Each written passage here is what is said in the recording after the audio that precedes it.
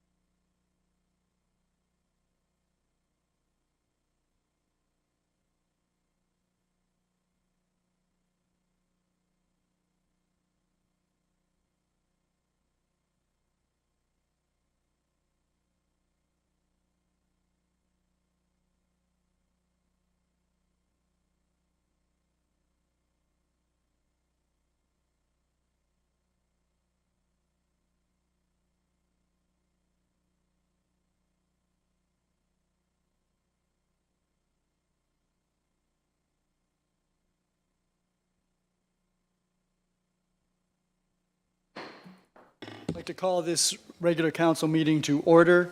Councillor Dubanow, would you provide the land acknowledgement, please? It's in the agenda. Sorry. Thank you. We acknowledge that the lands upon which we are gathered is the traditional territory of the Adirondack, the Haudenosaunee, and the Anishinaabe people. We are the beneficiaries of ancient agreements such as the dish with one spoon between the Anishinaabe and the Haudenosaunee, who agreed to share the abundance of the land through peace, friendship, and mutual respect. The two were a wampum, by which the Haudenosaunee welcomed the settlers and agreed to share the land in mutual respect, and the Treaty of Niagara, considered a fundamental document by fundamental document by First Nations in all future relations and treaties with the British. We recognize that we have a responsibility to be stewards of the land in cooperation and collaboration with the Indigenous peoples, not only for one generation, but for all generations to come. We understand that we have an obligation to learn the lessons of our history, educate ourselves about the experiences of the Indigenous people, and seek opportunities to heal the wounds that will result in reconciliation with our Indigenous sisters and brothers. Many First Nations, Métis, and Inuit people live and work in Fort Erie. We stand with all Indigenous people, past and present, in promoting the wise stewardship of the lands on which we live. We have the good fortune to live on a land of such abundance, diversity, and beauty. Let's be vigilant in protecting Turtle Island.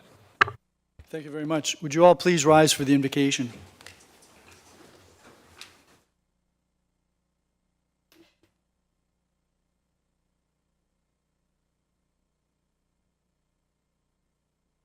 We meet to serve our community and endeavor to be worthy custodians of all that has been entrusted to us. Let us be concerned only for what will promote good government.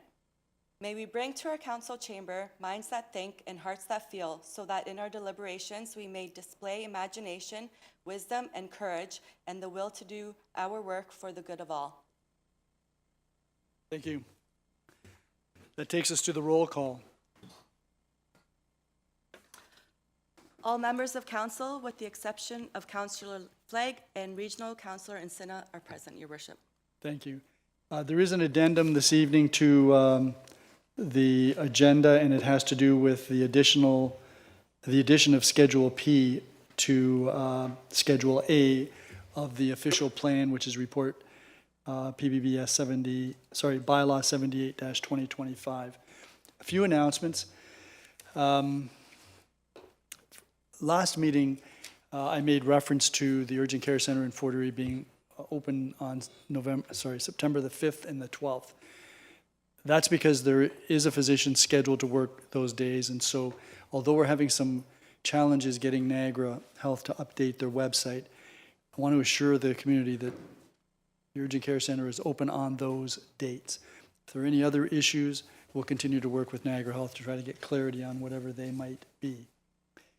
I also wanted to make note that the burn ban, which was imposed a little over a week ago by the fire chief, has been lifted as of 4 p.m. today, and that's because of the rain and the moderate temperatures that we have now.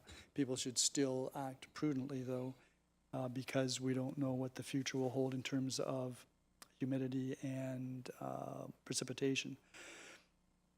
I also wanted to make reference to the fact, although it's on the consent agenda, we have a number of proclamations today, and when we deal with the consent agenda, frequently those proclamations get lost sight of as we work through our agenda.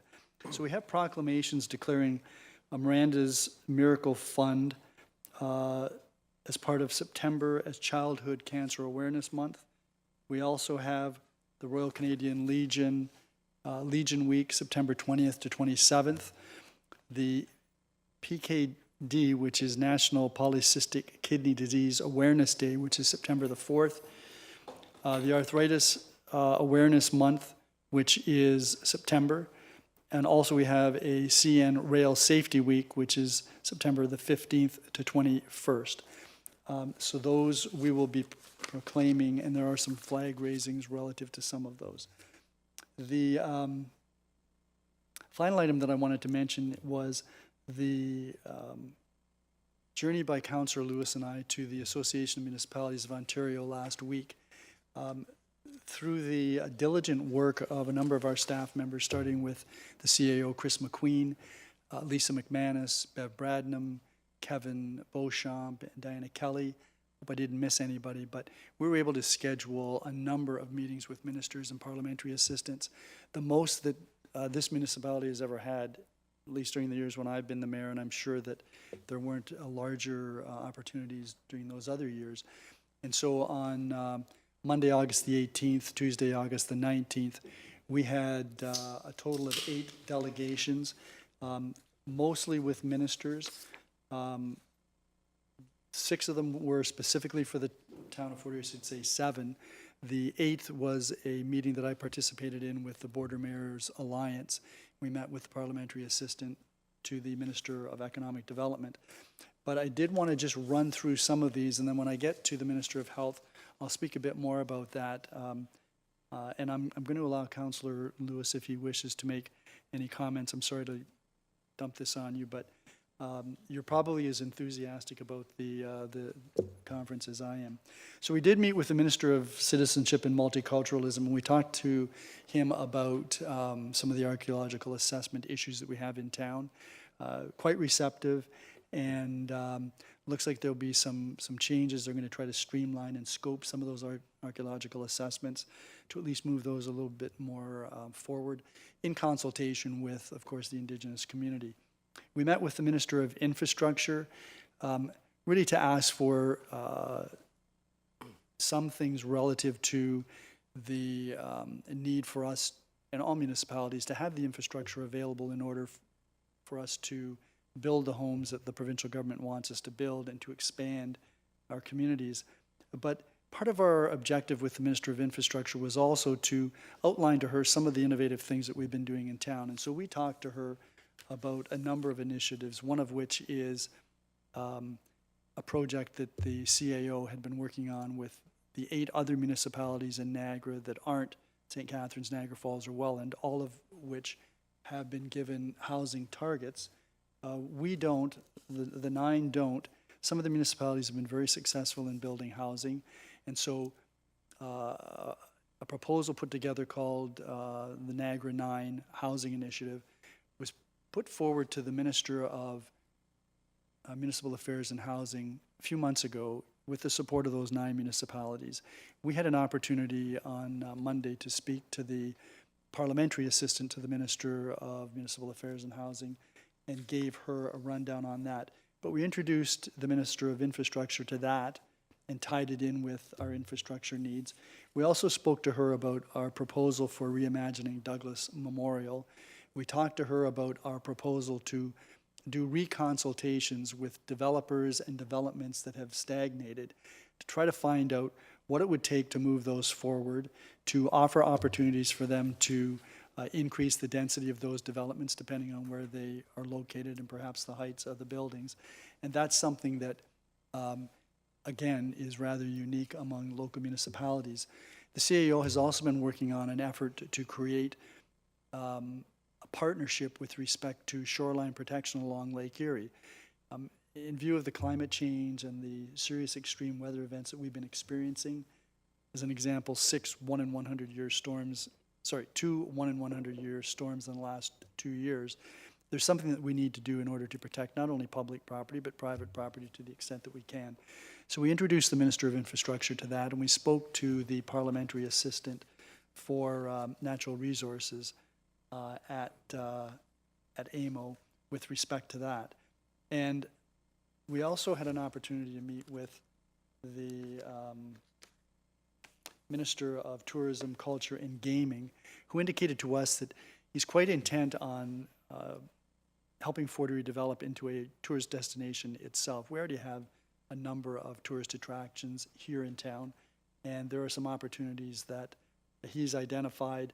We did speak to him about 2 items that have been quite of interest to me over the years.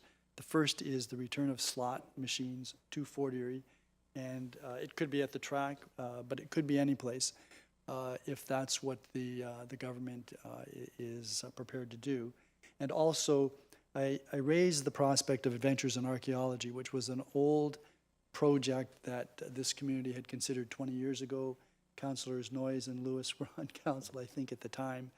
And so that was of interest, and I'll be providing him and the Niagara Parks Commission with some information with respect to that. We did meet with the Minister of Health, and that was really the highlight of the conference. We presented to her, and I've had a number of communications to her over the past several months, particularly when the urgent care center hours were closed on Fridays in Fort Erie and some of the holidays in July and August.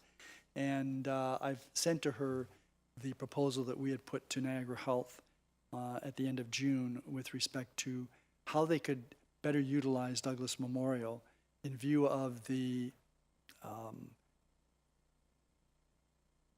allocation of acute care beds to non-acute care patients in the Niagara Health system. We were told, the CAO and I, probably 4 months ago, that there were about 130 acute care beds occupied by non-acute care patients in the Niagara Health system. I noticed that there was a media release sometime after that where the number was 143 or 145, so that anywhere between 130 and 145 acute care beds are occupied in the main hospitals in Niagara, and that has the impact of slowing the throughput in the emergency departments up entirely, because there's no bed for people who come to the emergency department who need a bed. They have to wait until there's a bed available. That means that if an ambulance shows up, there's no room for the patients on the ambulance sometimes. I've been told that on occasion there have been as many as 11 ambulances lined up at the hospital in St. Catharines waiting to unload their patients. That in itself costs the residents of Niagara about $5 to $8 million. And so there are savings that could be gained there by setting up alternate level of care beds in Fort Erie at the Douglas Memorial. And those beds would cost anywhere from a third to a quarter of the cost of an acute care bed. So the proposal really outlines how Niagara Health could save themselves literally millions of dollars, or at least utilize those millions of dollars provided to them for acute care services for acute care patients, and set up an alternate level of care situation at Douglas. That part of the plan also is to include diagnostic and an expansion of diagnostics to include a CT scan or an MRI. It'd be nice if we could get some labs in there as well, but also continuation of the urgent care center. That is fundamental. That's what's created the impetus to come up with some solutions as to how we can make better use of our facility here in Fort Erie. We believe that we can get clinics in there as well, which would facilitate people having access to specialists without having to leave town necessarily. And then the other important component is education. We've had some discussions with post-secondary education institutions that could engage in providing training for diagnostic technicians, for PSWs, for other allied health care providers, right at the facility there. I would like to think that there might be an opportunity at some point for us to actually bring in medical residents to work in the urgent care center, and that would complement our efforts to bring in physicians to work in the urgent care center, and complement our efforts with the Niagara Region's physician recruitment to recruit physicians for Niagara Health. I have to say that the minister was very attentive. These meetings that we are allotted at AMO are for 15 minutes. It's kind of like speed dating. So you get 15 minutes to go in. We always provide in advance a PowerPoint slide deck so that the minister and the minister's staff knows what it is we're going to be talking about. So they're at least aware of what it is we're interested in doing. We had 25 minutes with the Minister of Health, and usually at the 13 or 14 minute mark, there's a rap on the door, and we're told to wrap it up. I don't know, there were 3 or 4 raps on the door, and the minister wasn't even remotely interested. She asked some really interesting and good questions with respect to how this proposal would work, how this initiative would work. She asked how it could tie in with the efforts to have primary health care teams in Fort Erie. She was interested in knowing what diagnostics were there. And then finally, she was interested in who would operate this. From my perspective, it's a no-brainer that it would be Niagara Health, because they're the ones who have the acute care beds, they're the ones who have the need for alternate level of care beds, they're the ones who are currently operating the urgent care center. But, this may be an opportunity for Fort Erie to establish its own healthcare organization, which could then be responsible for ensuring that we have the services that we need. And the only question would be, how much money would the provincial government provide in terms of funding? We told her about how Douglas Memorial came into existence. She was quite fascinated by the story about Dr. Douglas gathering and accumulating enough wealth that a new hospital could be built nearly 100 years ago. So that was really I then had an opportunity to meet with representatives from the Ontario Medical Association thereafter, presented the proposal for Douglas Memorial to them. They thought it was brilliant. In fact, one of the physicians had a similar situation several years ago in Toronto, where the hospital he was working in had a need for alternate level of care beds. They utilized an older hospital that had space, so it was very similar to that. They were very supportive and indicated they'd be prepared to work with us. I should say that followed a meeting we had about 2 weeks ago with Niagara Ontario Health Team, and outlined the proposal to them. They as well were very supportive. They had similar questions to what the Minister of Health asked, and so we're going to continue to work with them. So I would say all in all, it was an excellent conference. The meetings that we had were very productive, and the meeting with the Minister of Health, I thought really was a turning point in terms of how this could unfold, and I'm very optimistic now after having met with her. But Councillor Lewis, if you wanted to make a few comments, please do so. Yeah, thank you, Your Worship. We had some members of the community saying they wanted to sit in on the meeting and wish they had. If they watched tonight's YouTube, what you just did is basically the presentation that we made, especially on the healthcare front. But I also want to thank Fort Erie staff in particular and for putting together the meetings and the detailed itineraries that went along with them. And also council for the united approach that we've all had on all of the topics that we went to AMO on. They were absolutely fantastic discussions, but I fully agree with your observations, but also appreciate how clearly and effectively our priorities were presented at AMO. And, I want to go out and say that your presentation, especially on the healthcare side, and our Fort Erie approach, I think came across very well with the ministry, and it was certainly encouraging and reinforces the importance of actively taking part in meetings like AMO and Roma that some people probably think, oh, it's just another conference for the elected to go to, but it is an opportunity to network and build bridges with government and trying to come up with solutions that we can all move forward with. So those are my only comments. Yeah, thank you. No, so that was a good team effort, and I'm glad that we were able to achieve what we did so far. Now we have something to build on. Okay, that's it for the announcements. Are there any declarations of pecuniary interest? Madam Clerk, I have one with respect to item 12.1, which is PBB S61 2025. That is the report relative to the development on Hibbard Street. That is in proximity to a law office in which I have an interest in, and it's also a property that my former partner's estate has an interest in. So I've asked Councillor Lewis if he would chair that portion of the meeting. If there are no others, we have no notices of upcoming public meetings. The regional councillor is not available this evening. We have no presentations and delegations, and there are no public meetings.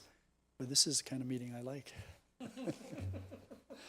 Councillor McDermott, yeah. You have the motion with respect to the consent agenda.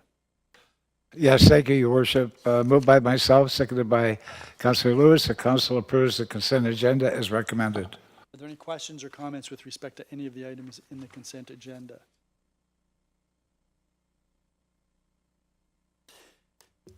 Ms. Dewari, I noticed that in the Museum and Cultural Heritage Advisory Committee minutes, there was a reference to a heritage preservation policy or bylaw. And had a chance to chat with you briefly about that. Is there something that's in the works, or is there something that we already have that deals with the preservation of properties that are designated for heritage purposes but are vacant? Your worship, we don't have anything as of right, but we would be working on it in future. Okay.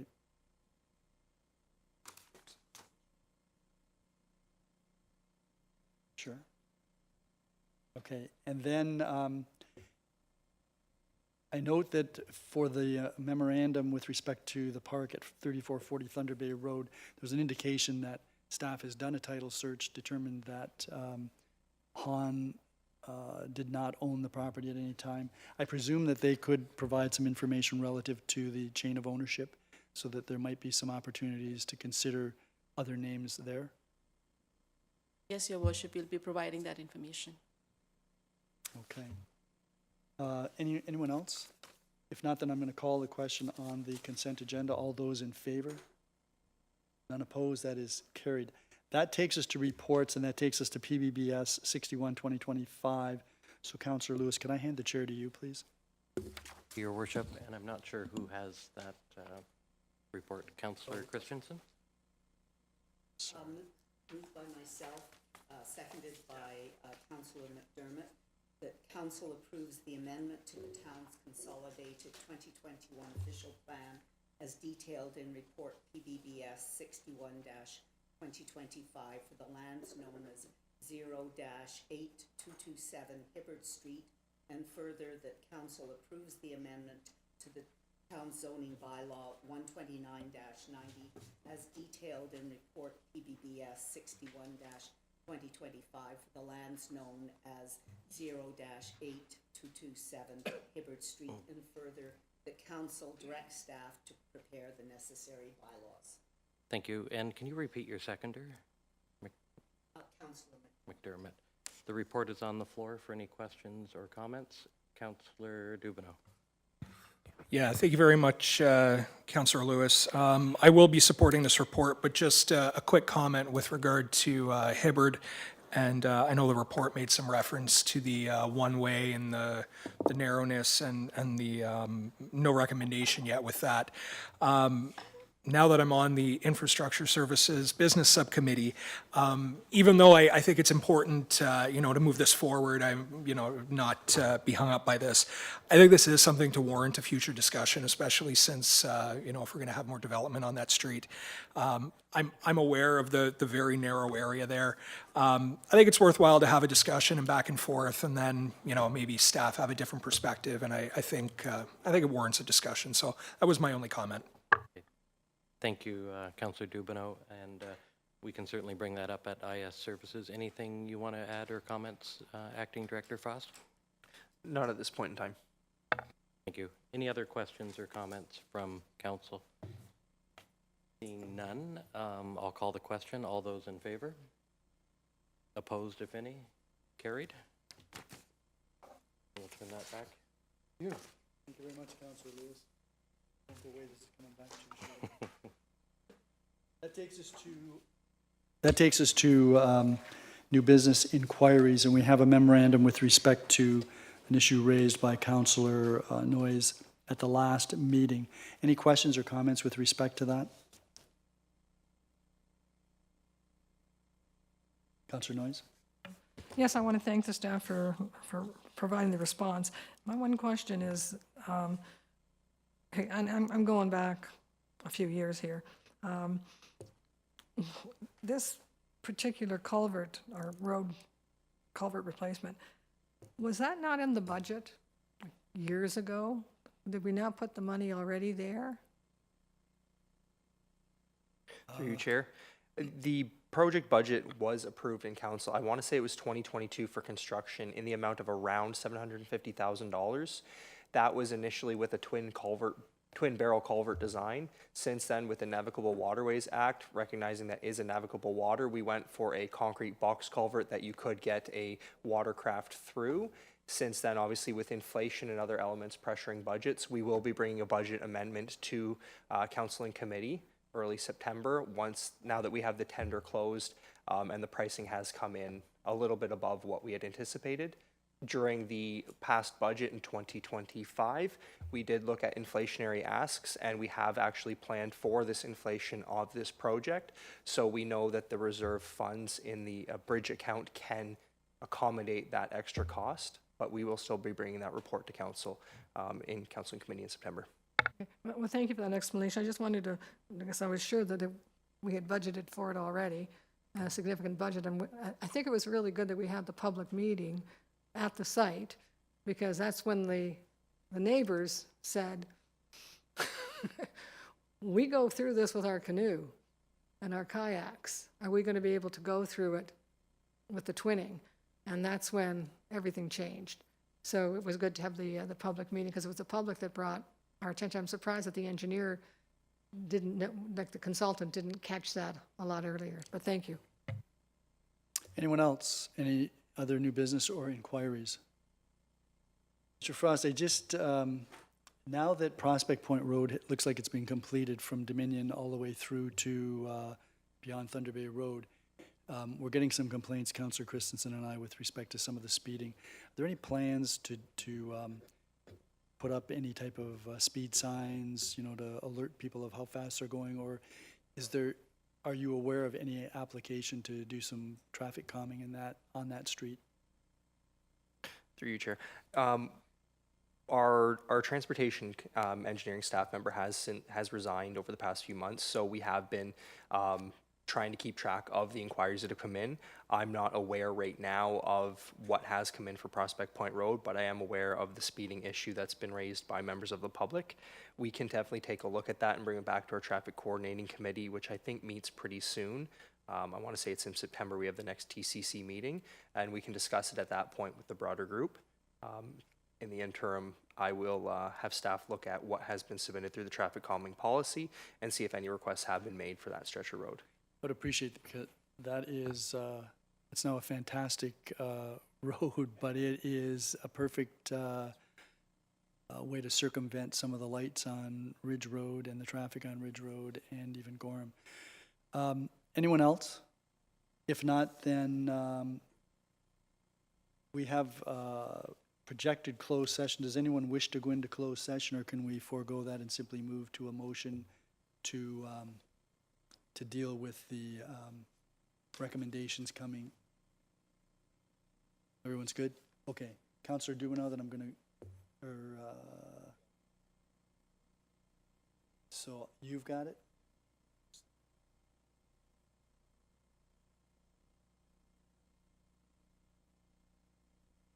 Okay, so my little blurb here has Councillor Lewis with something.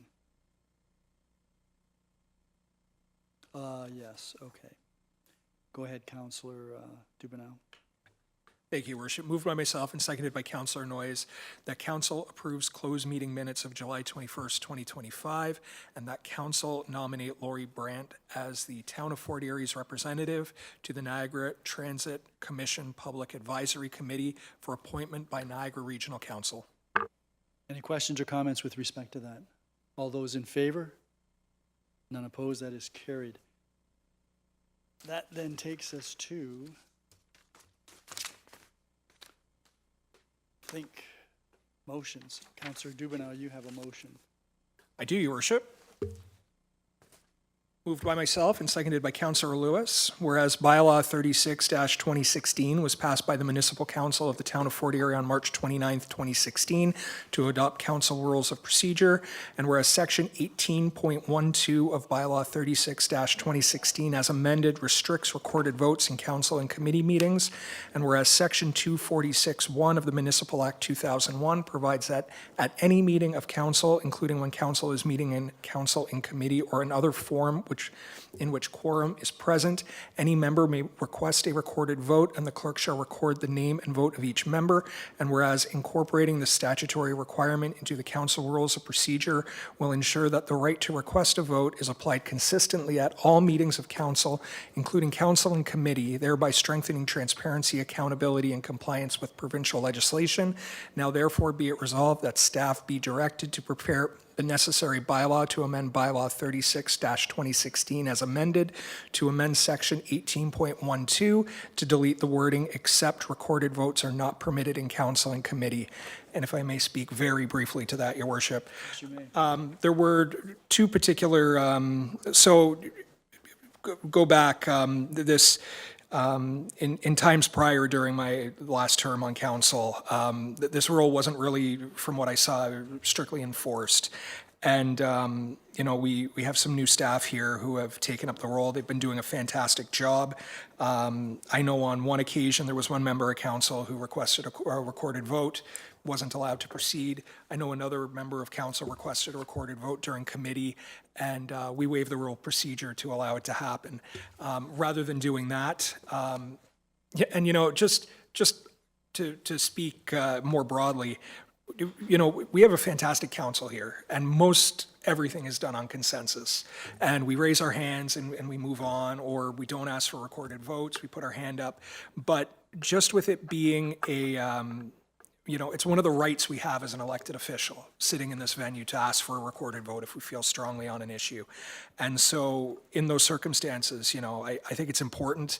The Municipal Act allows for that. I think we just need to update our rules of procedure so that there's no confusion or arbitrary enforcement. So that's why I brought this forward, Your Worship. It's fine. Anyone else wish to speak to this? Councillor Noyes. Thank you, Mayor Redekop. I mean, just echoing what Councillor Dubanow said, because I can remember sometimes I was allowed, sometimes I wasn't allowed.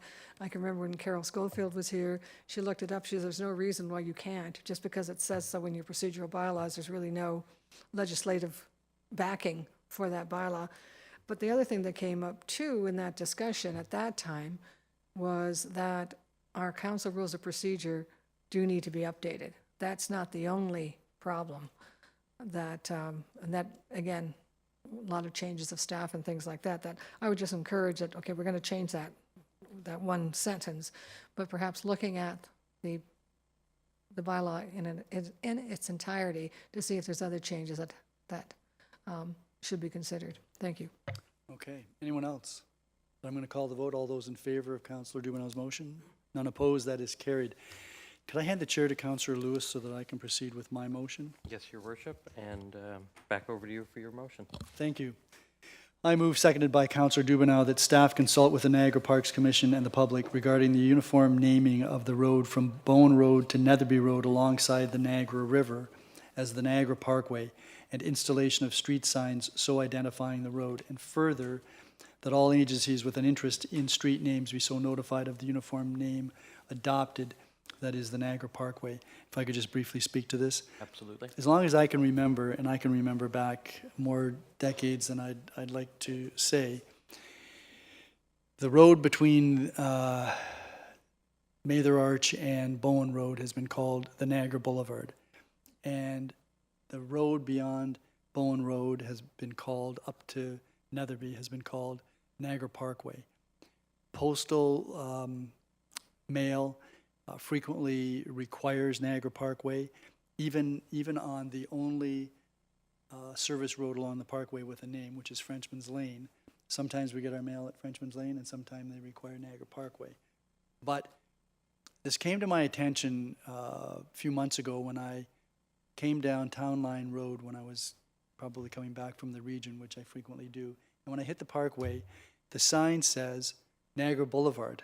And so I then began to look more closely at some of the street signs. So some of them are different colors. I don't know who puts them up. They look like municipal signs. But it seems to me we should make it clear that if it's not going to be called Frenchman's Lane, where I live, then at least it should be Niagara Parkway, and it should be Niagara Parkway throughout. The Niagara Parks Commission has the ability, I think, to do this on their own. I think the public should at least be made aware of that, hence the wording of the motion. I will bring this up when I meet with the Parks Commission Chair and CEO on, I think it's Friday. I'll mention that to them, and I can show them firsthand. So hopefully you'll support this.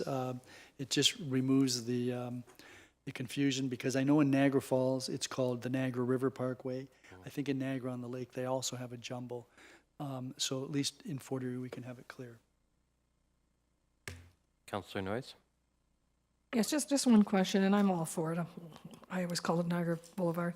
It doesn't bother me one way or the other. My only question would be, just to make sure that the number of the home, like the number on the homes, if, Won't change. it won't change, if there's consecutive, it doesn't start at one again on going this way and one going the other way. Okay, that's fine, that was my only question. Yep, no. Any other questions or comments from council? Seeing none, I'll call the question. All those in favor? Opposed, if any? Carried. Thank you. So that then takes us to notices of motion. Are there any notices of motion that anyone wishes to give? If not, then that takes us to consideration of bylaws. And Councillor Dubanow, you have first and second reading for the bylaw package. Does anyone wish any of the items removed from the package? I'm going to suggest that we remove the bylaw that deals with the official plan. I'm going to suggest we remove that, so that's bylaw 78, and have that dealt with separately. Yes, you may. Thank you, Your Worship.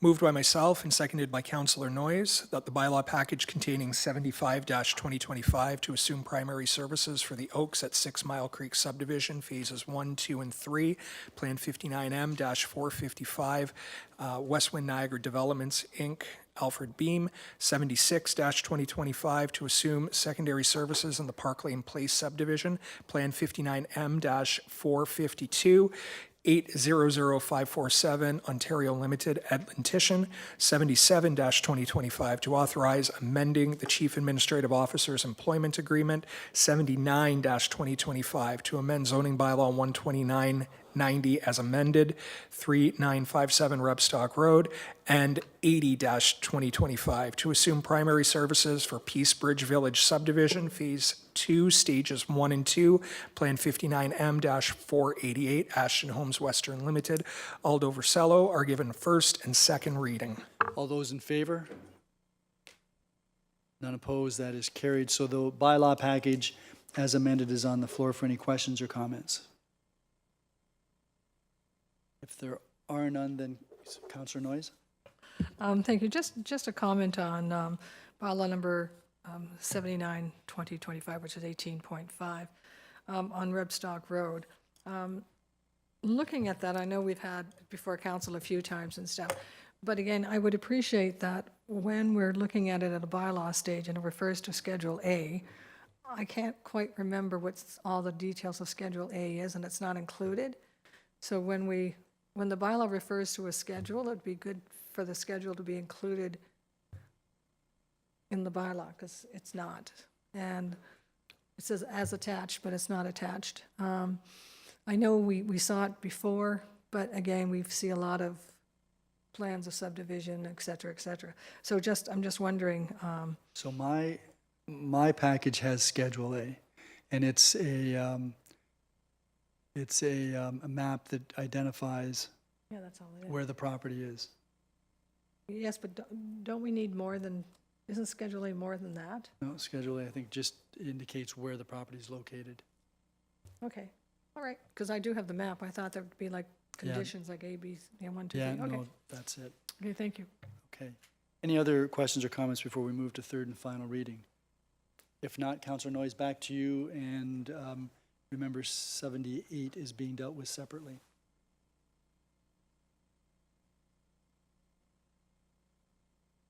Clause number,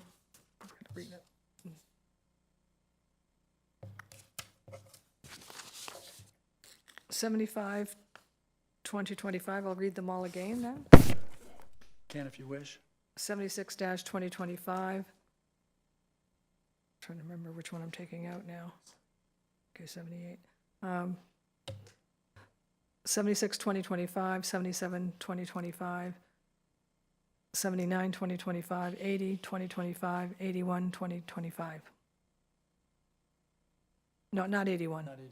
Forget the 81. Are given third and final reading to be signed by the mayor and the clerk under the corporate seal. Thank you. Any questions or comments? Then all those in favor? None opposed, that is carried. Councillor Dubanow, would you then put bylaw 78, 2025 on the floor, please? Yes, Your Worship. Moved by myself and seconded by Councillor Noyes, that bylaw 78-2025 to provide for the adoption of the official plan for the town of Fort Erie is given first and second reading. All those in favor? And opposed, that is carried. So that bylaw is on the floor for any questions or comments. Okay, well, I'm going to ask some questions.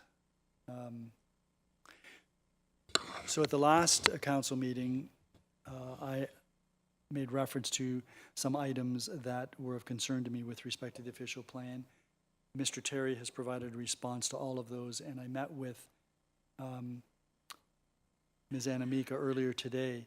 So arising out of that, I just want to ensure that, or ask, how do we ensure that staff will carry through with council's vision? In other words, how will we be assured that your staff is aligned with our vision for the growth and development of this community?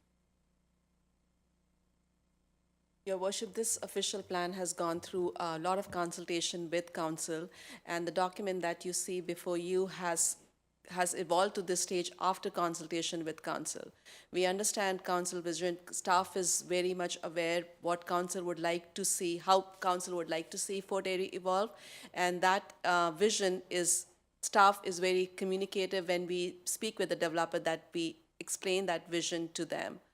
And we have an official plan that's before you, which has very pretty robust environmental policies, and how we have strategic growth areas where we would like to see the development happening. So I'm pretty certain that the vision of council is reflective, would be reflective in the decisions that staff would make. So I appreciate your comments about the vision being clear, but to quote the movie A Few Good Men, is it crystal clear? Okay. I won't try to get you to admit that you called code red.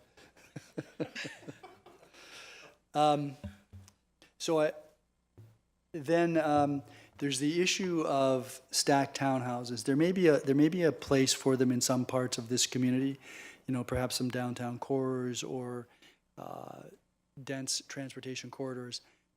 What does the official plan say about other parts of the community regarding stacked townhouses? So I'll try to explain that. So in official plan, we have sections which have low density, or the areas which would have lower height.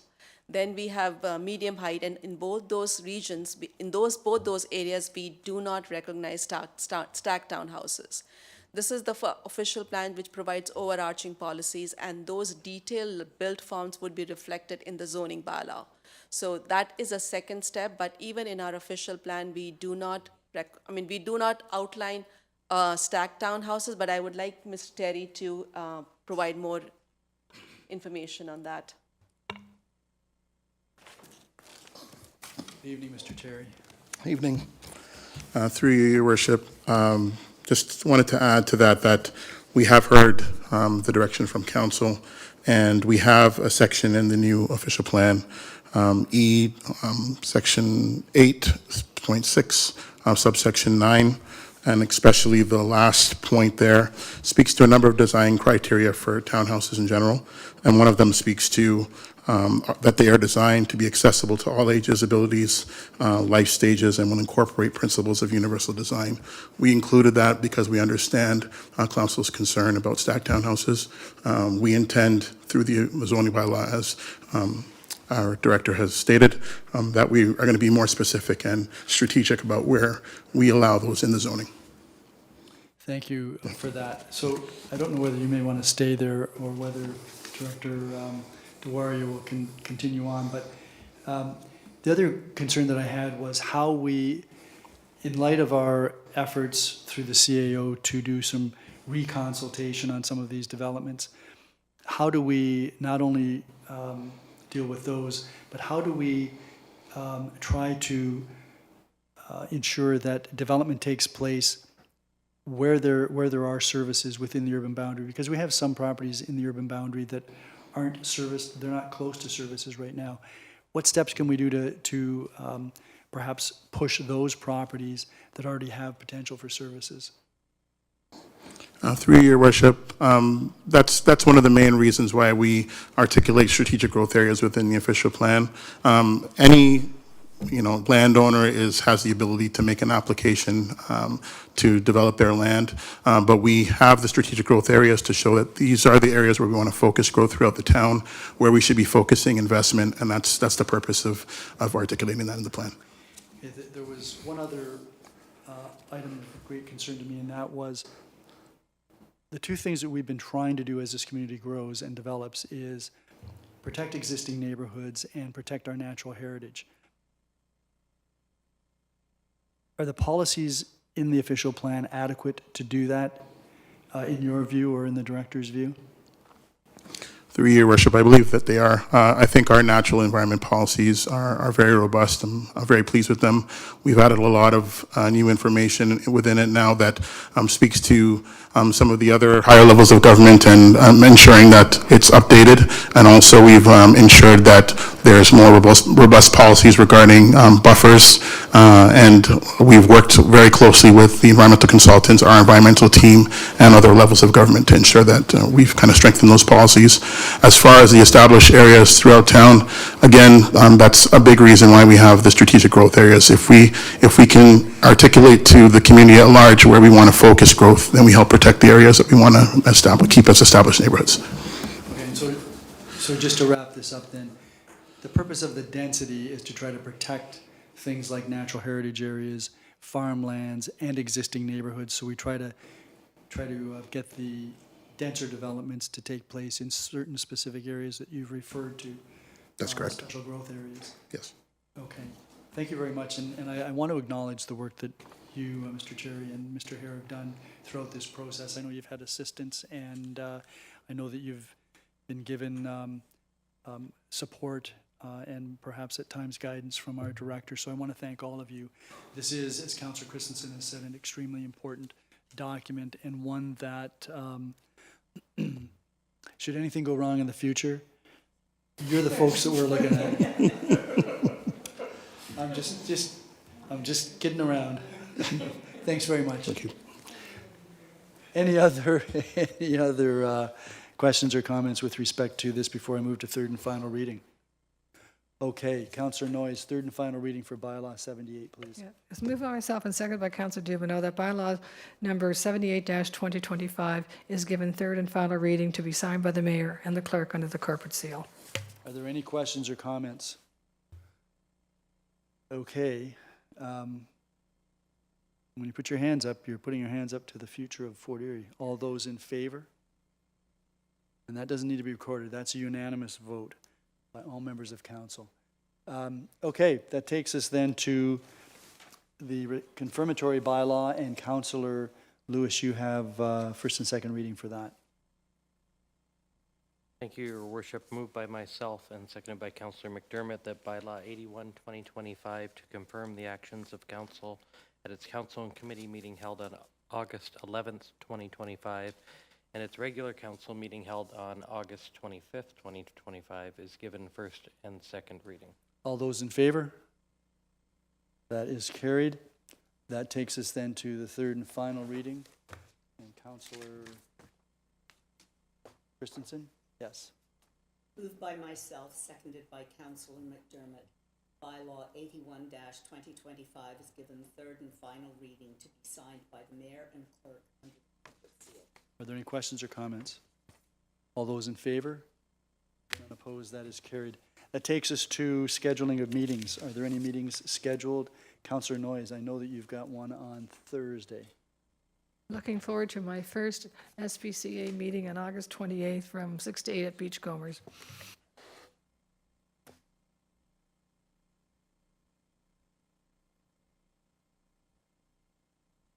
What time did you say? 6 to 8. I've got that in my schedule, and I thought it was an earlier time. Can I just give me a second here? That would be the 28th.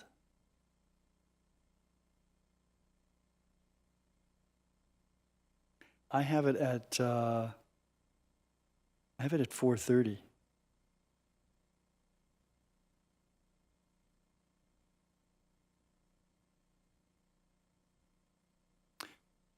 It is August the 28th, and I'd indicated I would swing by, but I have a regional council meeting that evening as well. So I know I've got it in my schedule for 4:30. Okay, any other meetings? Councillor Christensen. On Wednesday, September 4th at 10 a.m., the Senior Citizens Advisory Committee will be meeting in Committee Room 1, and at 5:30 at the Crystal Ridge branch of the Fort Erie Public Library, the Ridgeway BIA will be meeting at 5:30.